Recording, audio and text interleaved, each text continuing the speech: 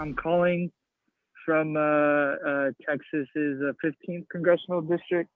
My my congressman's been in the news recently, kind of with Henry Goyad. It's a trio that pretty much like represent the border region in Texas. So it's Henry, who narrowly defeated Jessica Cisneros in the 2020 primary. Right. And then, sorry, I'm kind of out of breath. I was running outside on my work.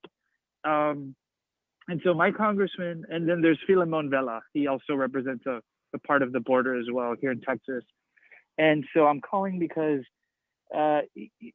he's unfortunately in the news, sort of calling to a bunch of like urgency regarding the so-called crisis at the border, which, I mean, we are seeing like an influx of people here at the border, and it is a sad thing.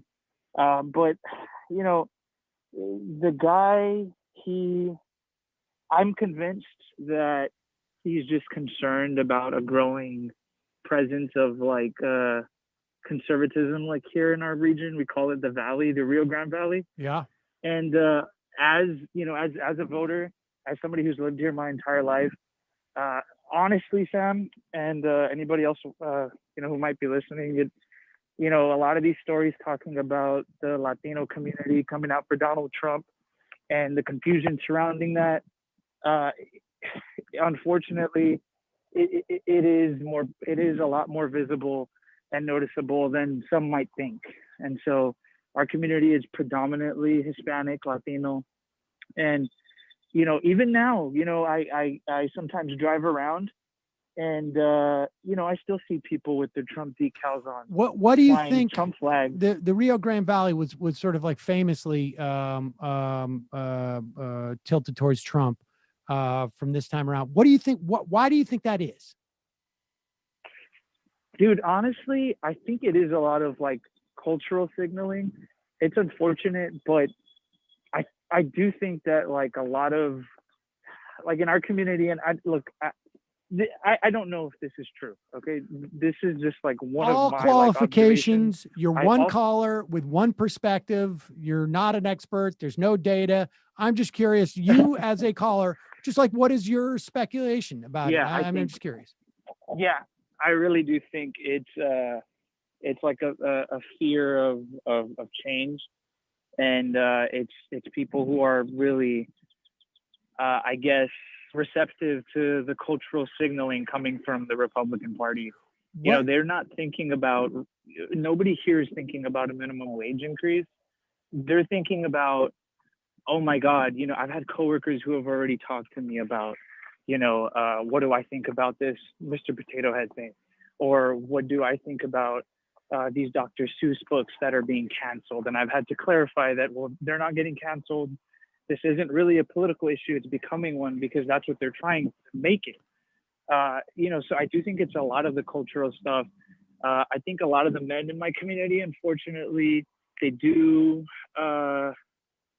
they do fall victim to this machismo sort of belief, and I think Donald Trump, I think Donald Trump somehow was able to convince them that he's a tough guy when, I mean, we all know he isn't. But it is unfortunate. I will also say that the Democratic Party, they're not as involved as we wish they would be here. Right. The left wing, and they don't really take advantage of the left here. We've been, we came out for Jessica Cisneros. So, I canvassed for her, made phone calls for her. I have a lot of buddies who did the same.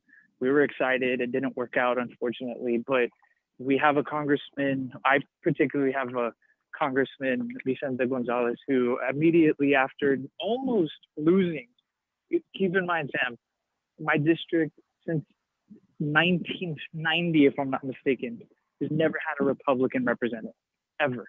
And Vicente came within 0.3% or 3% of losing to one of the Marjorie Taylor Greene sort of candidates that was representing the Republican Party in the race. And she's pretty fucking nuts. Her name is Monica de la Cruz Hernandez. She's pretty crazy. But he almost lost. And then after the loss, he was in the news talking about how it was because of the left, and it was because of abolished police. And people on Twitter and in my community, dug in and they did some research. And what do you know? The guy really didn't pay much attention to advertising online. He didn't spend as much as he should have. I'm pretty active here. Never saw a block walker. Never saw a canvasser. Never saw literature. Barely saw any signs. The guy came out. Kamala Harris came down, visited one of the universities here. He made an appearance, but he's just not visible. And I feel like they take the voters for granted. Right. So, I do think that it is a lot of cultural signaling coming from the Republican Party, at least in my community, and it's a lack of contributions from the Democratic Party, a lack of involvement. They're not really building anything here. It's unfortunate. Yeah, that's got to change. Interesting, really interesting perspective. I appreciate the call, Jason. Yeah, no problem. You guys have a good one. You too. Bye-bye.